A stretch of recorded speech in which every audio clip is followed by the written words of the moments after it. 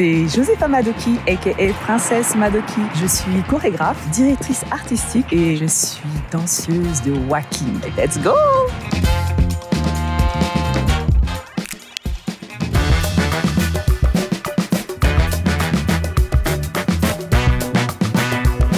Le walking, c'est une danse de célébration où on peut se raconter des histoires, se créer un personnage. Que la personne soit blanche, soit blonde, soit noire, soit grosse, soit fine. On dit tu es magnifique. À partir du moment où tu arrives avec vraiment la confiance, tu arrives et tu poses comme ça, tac, tout le monde est là, wow, let's go! Et en fait, c'est un espace qui te donne confiance. Et cette confiance-là, tu vas l'amener dans tous les autres espaces de ta vie. Et en fait, c'est ça, moi, qui m'est arrivé avec le walking. J'ai pratiqué énormément de styles de danse, notamment la danse hip-hop, la danse contemporaine. J'ai fait une formation académique. Et c'est vrai que, voilà, il n'y avait pas cette dimension de se recréer ou de s'inventer un personnage. En walking, on a le droit.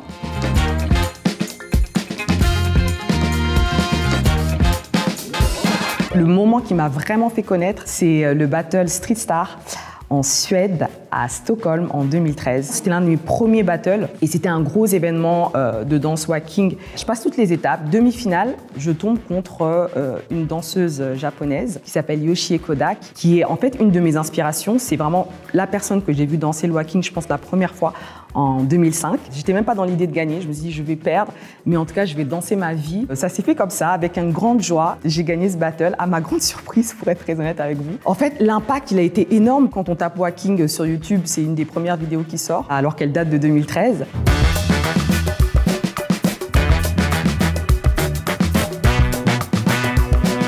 C'est une danse qui est née d'une communauté qui finalement n'avait pas le droit d'exister dans les années 70. C'était particulier d'être un homme noir ou latino, gay, comme ça à Los Angeles. Ils n'avaient pas le droit de tout simplement d'être et de se montrer. Donc c'est vraiment une danse de libération et puis aussi d'affirmation de qui on est. Et les inspirations sont multiples. Cinéma hollywoodien, film en noir et blanc, acteurs hollywoodiens, stars, glamour. Donc tout ce côté un peu acting qu'on aime bien avoir dans le walking. Ces mouvements de bras que vous allez voir qui sont super rapides, qui s'inspirent en fait des arts martiaux, entre autres de Bruce Lee et son nunchaku, qui faisait vraiment des mouvements de bras comme ça et qui se battait comme ça avec ses bras. Si tu whack et que tu fais pas ça, ça veut dire que t'es pas un whacker. C'est comme si je te disais laisse-moi tranquille. Voilà, donc en fait, dans la vie de tous les jours, vous ne le savez peut-être pas, mais vous êtes des whackers parce qu'on le fait peut-être souvent dans la vie de « Oh, lâche-moi les baskets ou laisse-moi tranquille ». Ce mouvement-là, c'est le mouvement whack qui vient en fait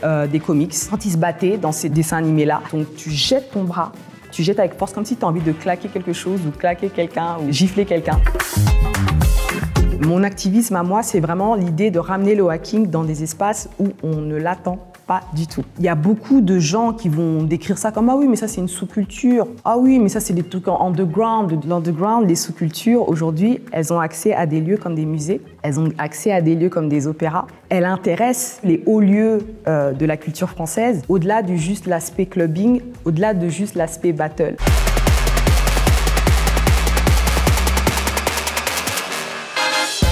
Je suis une femme noire, cisgenre, d'origine congolaise, née au Congo. Il y a tout ce patrimoine qui vient avec moi, avec mon histoire. Et le walking me permet de mettre ça sur la table, de mettre ça sur le dance floor. Cette idée de s'affirmer, de se célébrer, elle est très forte aujourd'hui encore. C'est des termes qui résonnent encore beaucoup aujourd'hui, cette envie d'être qui on a envie d'être, sans se cacher. Je pense que la danse walking peut vraiment éveiller les consciences, ne serait-ce que sur l'idée de l'identité, des identités. À travers mon travail, c'est aussi ça pour moi, c'est d'éveiller les consciences sur le fait qu'on peut tous être danseurs, on peut tous être artistes, peu importe d'où l'on vient, peu importe le corps qu'on a. Danser pour moi, c'est exister.